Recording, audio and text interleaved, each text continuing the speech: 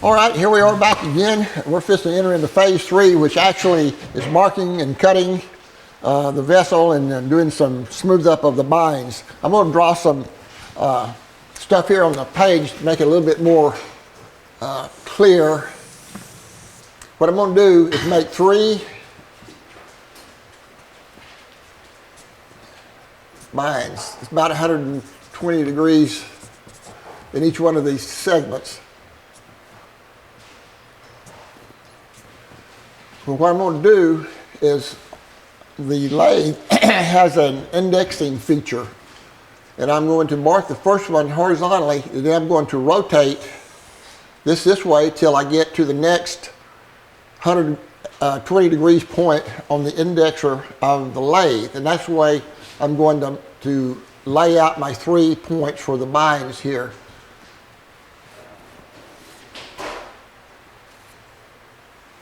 And this circle right here is actually, you could consider it the mouth. And although these won't come all the way up, this might give you kind of an idea.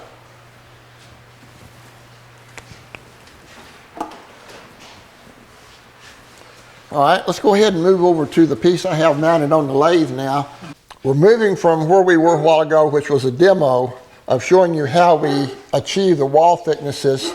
This piece here has already been prepared, so you don't have to go through the agony of watching me pull all that stuff out of there, which takes time and all that.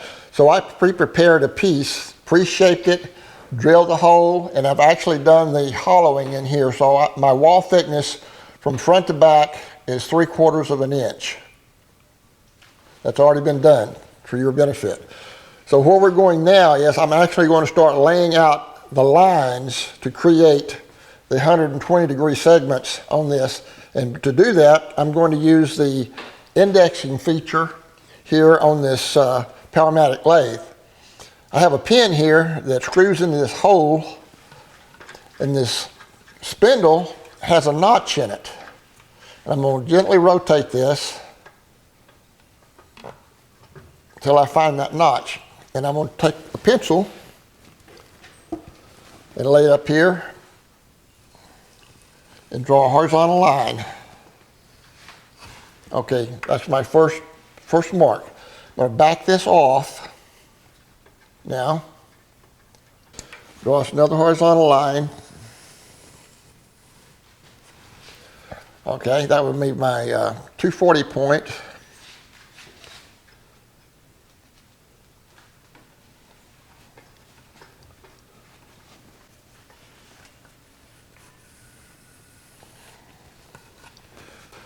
All right, now we need to number these so we can stay consistent. In this first one here, I'm going to number 1 top, 1 bottom, 1 top,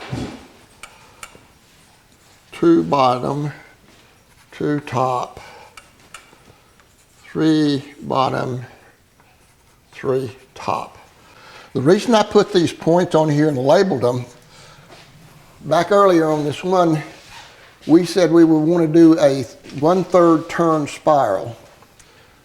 So that means that I want to go from 1B to 2T, 2B to 3T, and 3B to 1T, in that fashion. That gives you the spiral of 1/3 turn on each one of the binds.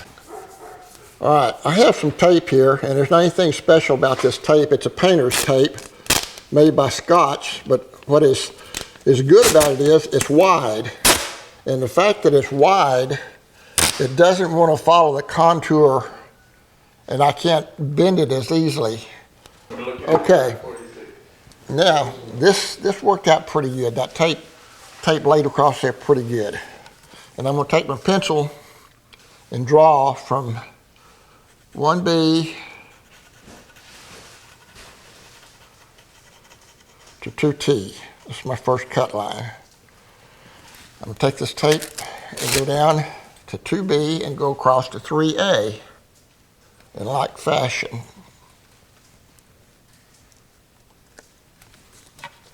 And you see, with this thing like this, you've got slack over here when you pull this line across here.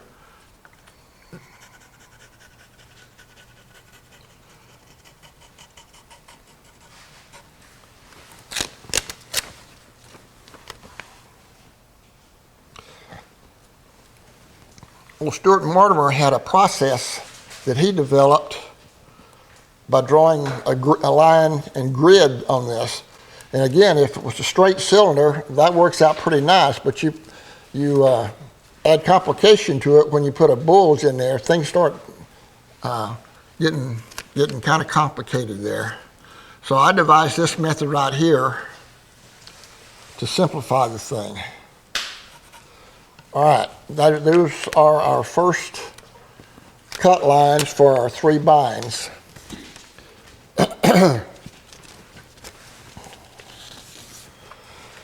All right, now, the next thing I want to do is mark me a line, find about the center of this. Just mark a line on here, the widest point. Okay, if I simply draw a line from here down to here, that's not going to equal the width I want on this because of the angle of it. So I'm going to hold this T-square right here on this line, and I'm going to come down until I find 3/4 on this thing and mark a line, which will be actually where this next piece of tape will cross.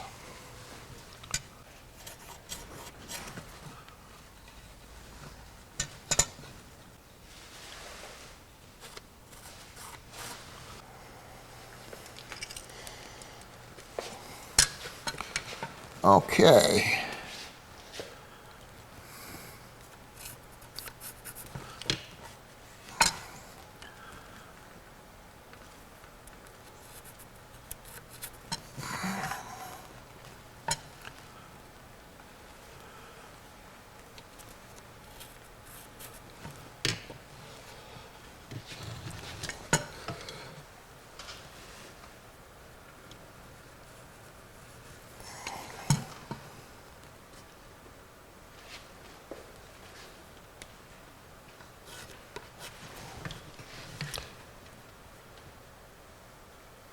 Using regular old masking tape this time, and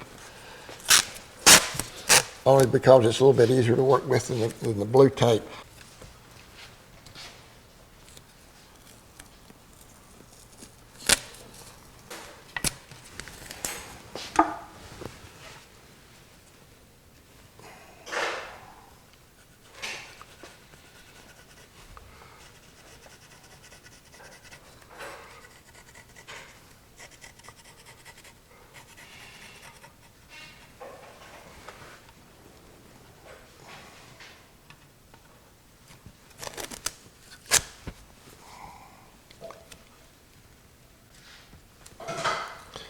It doesn't take much of being off that it shows up pretty quickly. You can adjust a little bit as you're smoothing it up, but once you get them defined and the waist cut out, there's going to be some movement.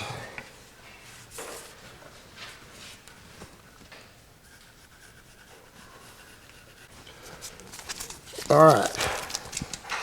Now that I have my binds defined, I'm going to go back with this pencil and squiggle in the area that's got to come out. And the binds will be the area that doesn't have any squiggles on it. Now before I start doing cutting, I'm going to take a Forstner bit and come into the corners and mark those with a radius. Before, when I've done this, I cut it sharp here. On this one here, I'm going to leave a radius there for the simple reason I think it will make this junction from the bind to the top and bottom stronger by having a radius there. It'll be less likely to break in the process of smoothing up the binds.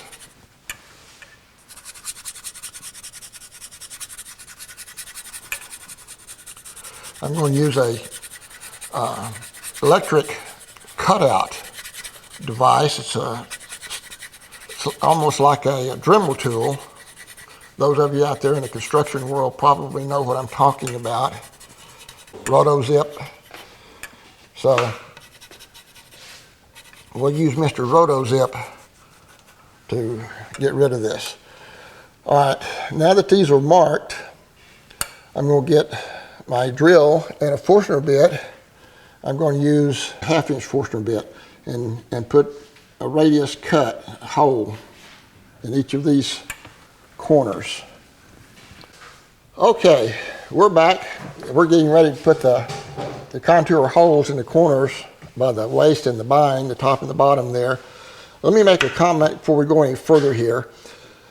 The only reason I used 1-inch tape to line out the lower bind is that that's what I had available. 3/4-inch tape, and I wouldn't have had to do these additional little antics there. So for those of you out there watching, 3/4 tape would be good.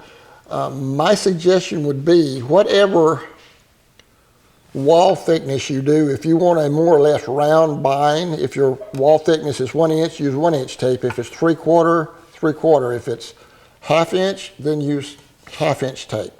But you know, it's no secret there. I use 1-inch because that's what I had available. All right, I'm going right into the corner here and place my Forstner bit. I don't want to actually get into either the top or the bottom material, so I'm going to cut it just a little bit proud. And I'm also going to use the indexing to hold my piece while I'm drilling that so that it doesn't turn.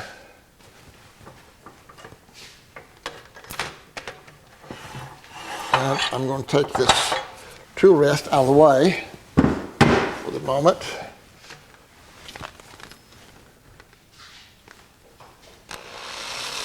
And then we'll drill right straight in.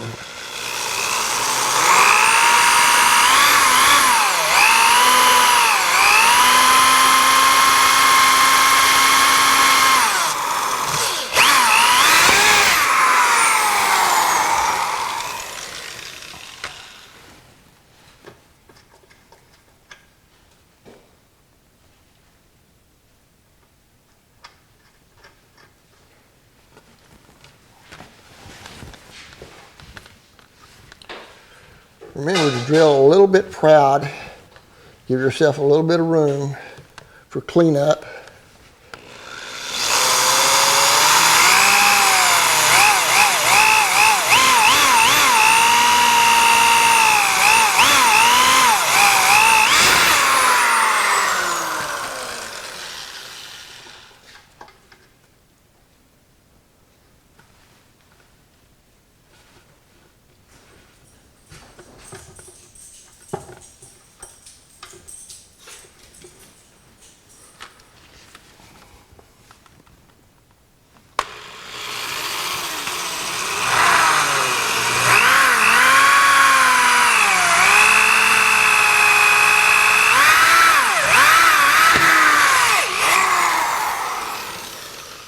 All right, now, got our holes drilled.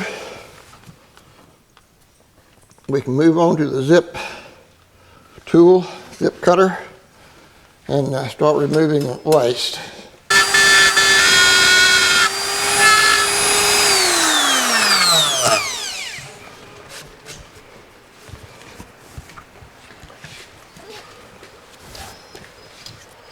Well, that didn't look too bad.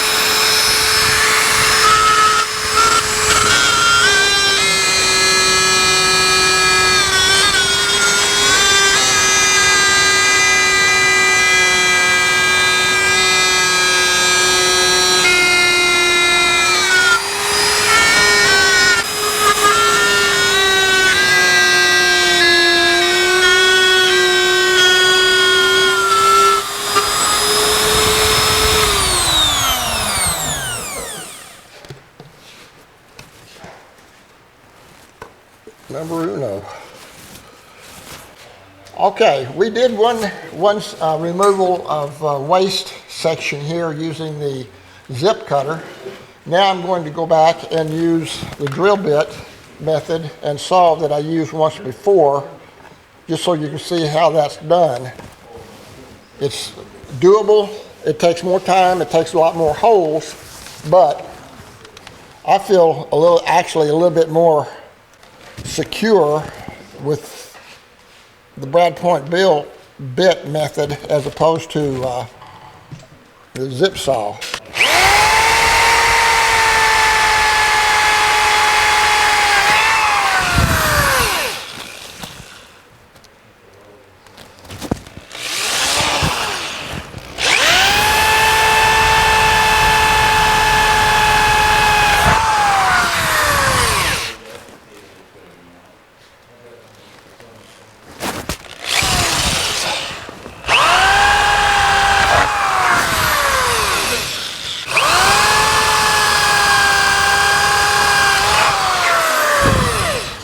One of the times that I did this, I tried to use a saber saw, and because of the way this circles around like this, the saber saw wants to cut in a straight line, and I'm also cutting through 3/4 of an inch. So when I got ready to turn, it didn't want to. It wanted to continue in a straight line. So that's one of the reasons that I haven't used a saber saw.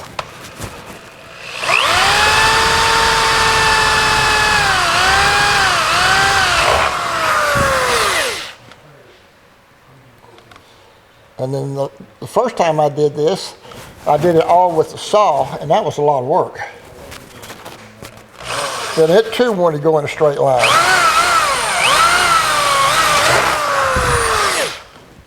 Takes a little longer, but you control where the bit goes.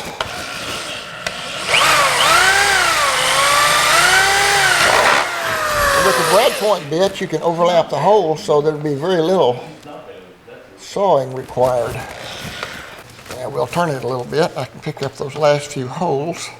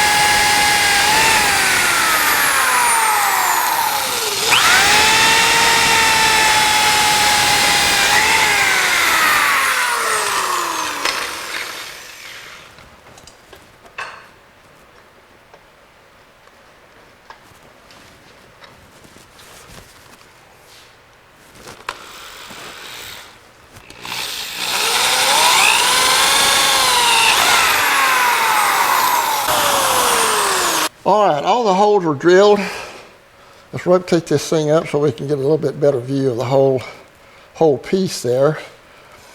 This one here, we were able to take the whole piece out in one operation. This one, we've got the holes drilled, but now I've got to come back with a saw and cut through these walls where the drill bit walls didn't connect. All right, this top piece looks pretty complete all the way around to there. But now that I'm on the bottom down here, I'll just start here. The sheetrock's off good and sharp, so it cuts pretty quickly.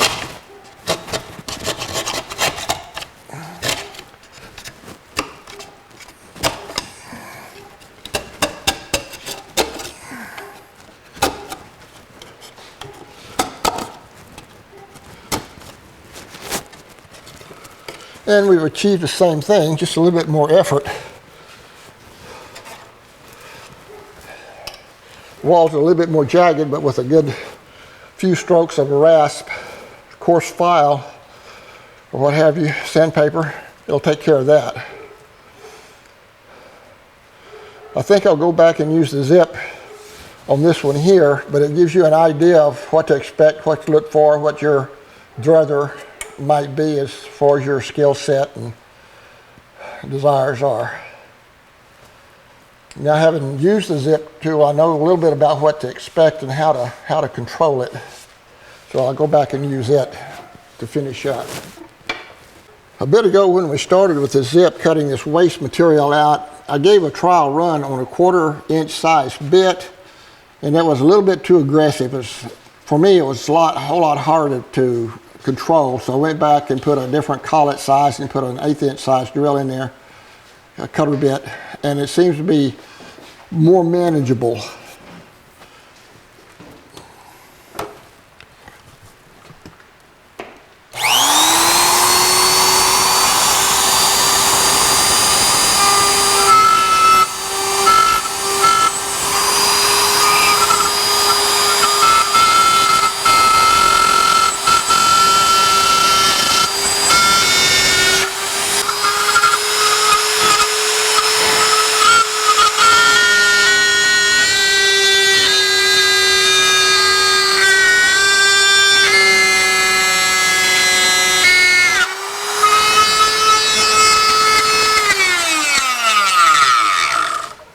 Notice I left that in there until it had stopped.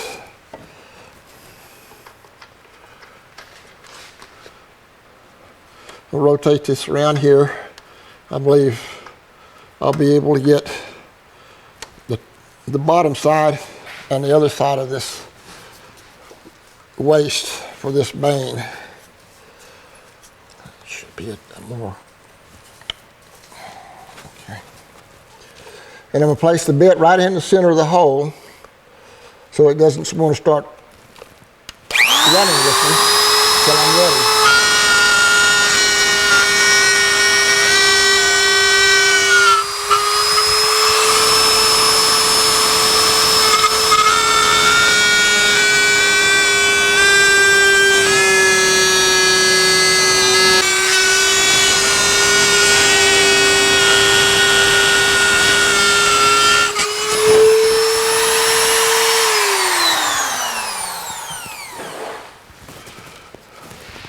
And there we have all three sides removed.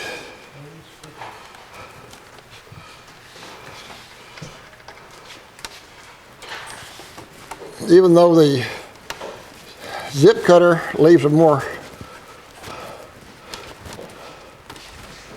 smooth surface,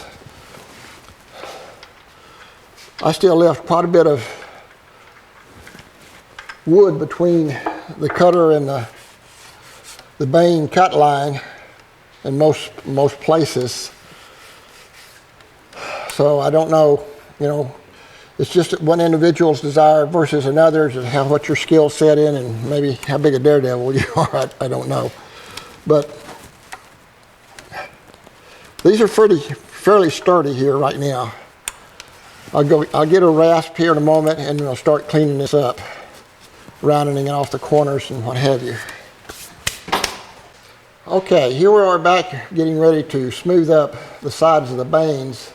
I hadn't said so yet, but I think you'll see obviously that even though there's only 3 banes, there's still a lot of cleanup work, elbow grease. So unless you're really into sanding and using a rasp and all that kind of stuff, this might not be something you want to tackle because there is a lot of elbow grease on it just to get them smoothed up. And that doesn't include what you may need to do in the way of finish.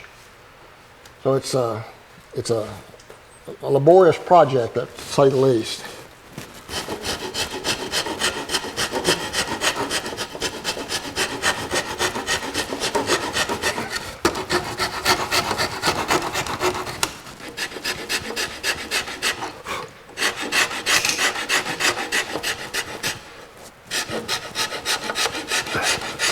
With this wood being green, it works better, I think, than dried wood, particularly pear. Pear gets really hard when it dries out.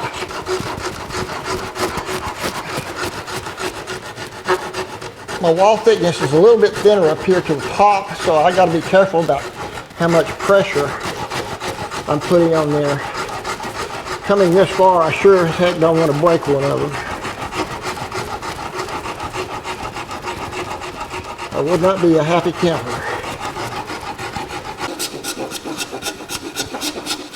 While this is a laborious project, a lot of effort involved, the results are really pretty neat once you get it finished and get a finish on it and add your own flair to it. It's pretty cool. So don't let me scare you off just because there's a lot of effort involved. Just want to be upfront with you if you anticipate tackling said project. Now I'm going over the cut lines because I'm starting to put the round on the binds, round them up, or at least round the corners. Hadn't said so, but you notice that I have a jam chuck in there. I use that to keep this end stabilized. With having cut out all that waste, this is a whole lot more flexible. And while flexible is good, you don't want to flex too much because you can break it. It begins to look a whole lot nicer and look a little bit more dressed up the more of this rough surfaces you get off of it. Begins to look a little bit more about what you hope it would be. I'm sure that there's ways out there that I haven't thought of, I certainly haven't heard of, that would work just as well or better than what I've done. But this has kind of been a journey for me, accomplishing it twice before, trying different things, trying something different the next time. You know, like I say, when I first got into this, I really didn't know what I was getting into. But once you get into it, if you're gonna do it and complete it, you gotta just keep on trucking. I guess I can't say that I like sanding. I guess I don't like unnecessary sanding, if you know what I mean.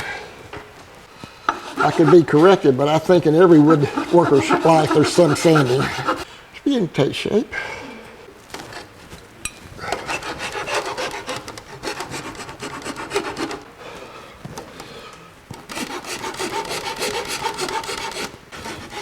Put the curves in the corners, begin to kind of dress it up. Okay, I've kind of smoothed this up with wood rasp. It's by no means smooth, but it looks a whole lot better than it did. And I bought some cling spore end rolls of different grits. And that's what I have here, is I've got an 80 grit piece that I'm going to start working on these. 80 grit takes a pretty good bite, so we have to be careful that not get too aggressive with it.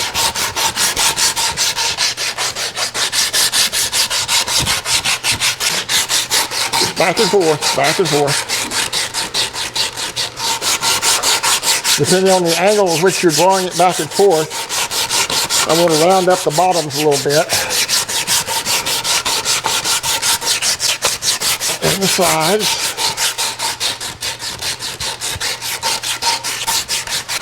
And this wide doesn't really get into the corners too good, but there's other things you can use to do that. Nail roller pieces, finer files.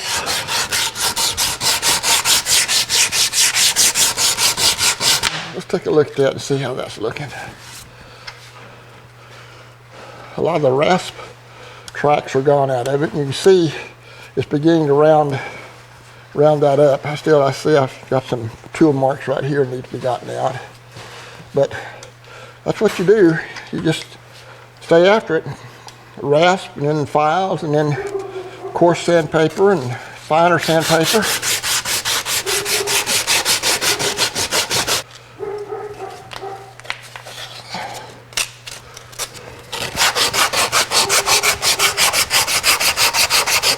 With the fewer binds, the more space you have to work, especially if you need to get your hands in there to do some fine tuning, some fine sanding, or even putting finish on. See, there's circles coming into that. It's a little bit to be done on it yet, but it's getting there.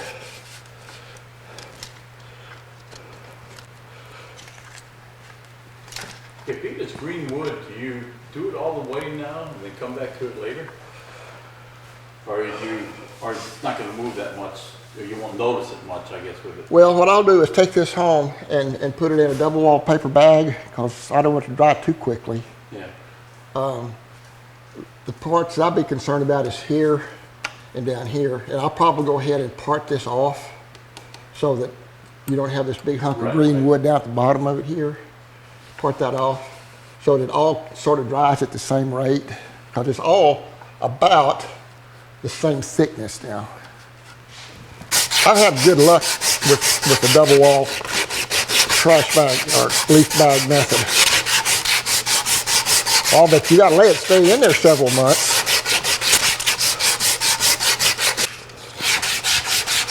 I've got a moisture meter, and I'll periodically go around and open my bags and check the moisture content. I like them to be about 10 or 12%. I figure if you can get down to 10 or 12% with the humidity we have in this area, even as a finished product, unless you put it in the oven and bake it, it's going to be around 10 or 12%. Now, out in New Mexico and Arizona and Eastern California, places like that, Colorado, you'd probably get it down to, I don't know, 5, 2, because their humidity's so low. This stuff is good and stiff. You first take it out of the roll. You do this with it for a while, it gets so nice and limber. It works out all the stiff out of it. Just to stay, so I don't get lost as to where I'm at, I try to do all three with one grit. And then go work on the next one. And then the next one until I get through, and then go to the next grit and start all over.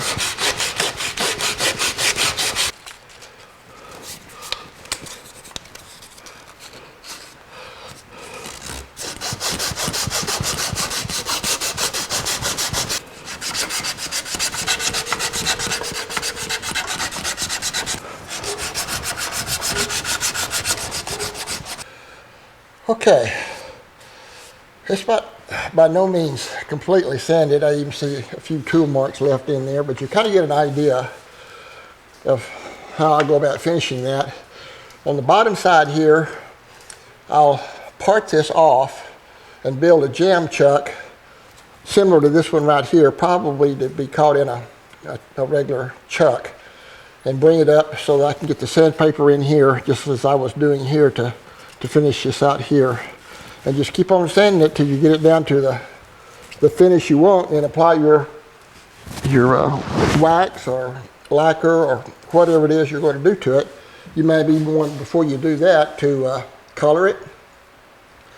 This is a nice wood, but it doesn't have a lot of characteristic to it, so you might want to decorate it up with some shading or some coloring, something like that, before you put the top finish on it. But with that, I hope you've enjoyed my presentation, and look forward to seeing some of your work on YouTube sometime. Thank you.